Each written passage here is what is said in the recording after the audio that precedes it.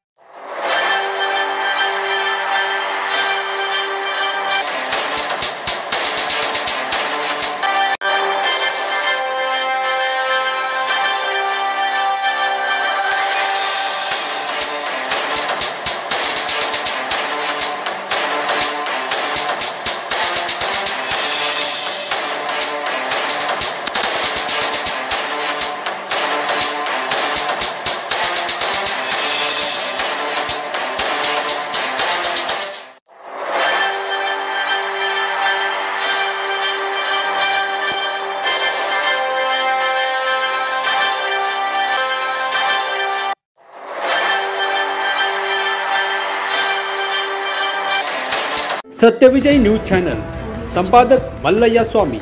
या चॅनलला लाईक करा, शेअर करा, सबस्क्राइब करा।